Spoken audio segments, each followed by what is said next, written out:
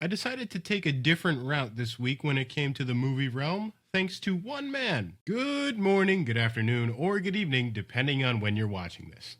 My name is Brandon Aries, and welcome to The Sanctuary. Kid Cudi, the man on the moon. Kind of ironic considering this movie takes place on the moon. But anyway, Kid Cudi is in a new movie on Disney Plus called Crater. Me being the mega Kid Cudi fan that I am, I had to watch. Here's some of my thoughts. This film takes place in the future, and I mean like the year 2250. The main character, Caleb, is dealing with the loss of his father, who is Kid Cudi's character, Michael. As far as live action Disney movies go, the formula is still pretty intact as to what happens, even from when I was a kid. I remember movies like Jump In, Minutemen, Max Keeble's Big Move. I like how Caleb's father told him when he was little, when he was climbing up, that if he was to go back down, he'd have to do it on his own. Though now, as kind of like a teenager, he's up on top and he's not alone. He's got his friends right there next to him. These kids want to escape the borders that the world has put on them and see and explore what's outside those borders. Not gonna lie, gave me some Attack on Titan vibe. The escape to the outside felt kind of quick. Like there wasn't very much buildup or suspense or action leading to that buildup. There was just the alarming siren, and then they just got out with the code. It kind of felt like the Gene Wilder Willy Wonka, where he was just looking at all the kids just cause mischief, and he's just like, stop, don't. Though I do like when they uncover the truth about the mines, saying how the contract can go over to other generations. If one person doesn't finish out their contract, it can go to the next generation. I thought that was really cool. The little scene where they're playing baseball on the moon and none of the other kids except for Addison know what's going on because they've never even known what baseball is. So everyone's confused, and I think Dylan said like, this is the most popular game on Earth. Over time on this quote road trip on the moon, you see everyone get closer to each other and start building bonds and friendships that you feel like could last a lifetime. But that's the thing.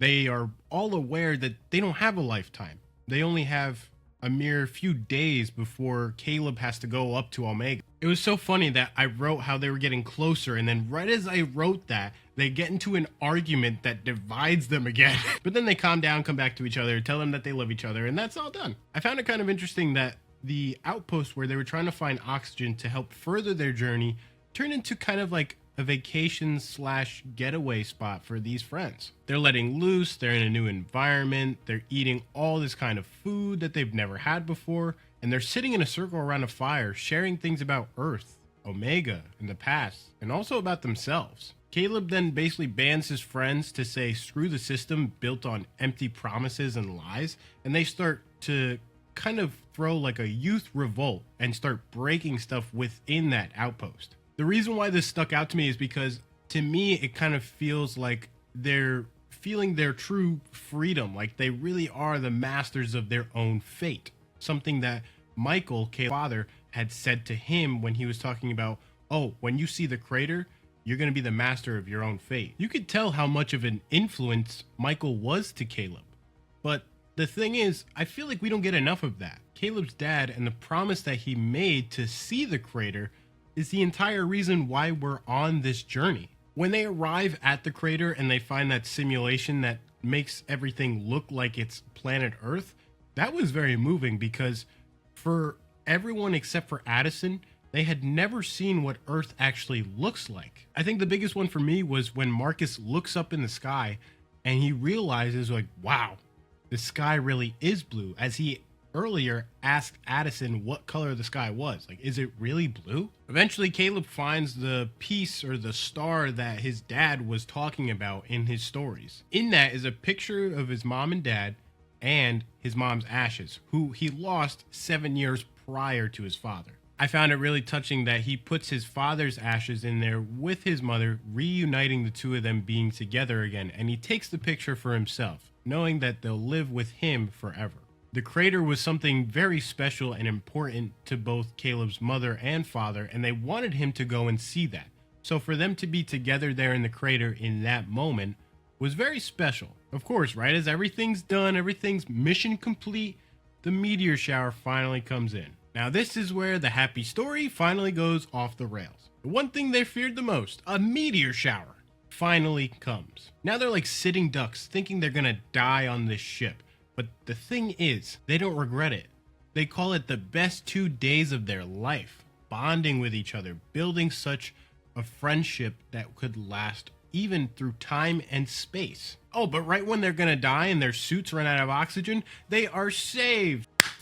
Convenient plot device. Then go to a shot where Caleb wakes up, and it's very Captain America First Avengers-esque, where he comes out of the ice 70 years later and he's like, what's going on? And the nurse is like, hey, you're at Omega. And he's like, no, my friends. All his friends are gone, or just really old, because to get to Omega, you have to be in a cryo sleep for over like 70 years. But what's nice is that he can still know like what they did in their lives, because they left transmissions for him to listen to while he's going through his life in Omega. I found this to be a very strong coming of age film. I've always loved space too, and what's beyond space that we know of, I think that's bonus points for me. As I said earlier, my gripe, and no, it's being objective, even besides being the Kid Cudi mega super fan that I am, I wish we saw Caleb's dad more, because you can tell how much of an influence he was on Caleb's life and Caleb's decision and Caleb's journey as they are going to the crater because of his promise to his dad that he was going to go see it. I think a couple more scenes of Caleb and his dad interacting more or having more talks would have helped build the story to a more satisfying ending, or even at the end, just like a quick thought Caleb would have of his dad, or like a shot of his dad smiling at him. I think that would have added such great delicate touches to the overall story. But that's what I thought of Disney Plus's Crater.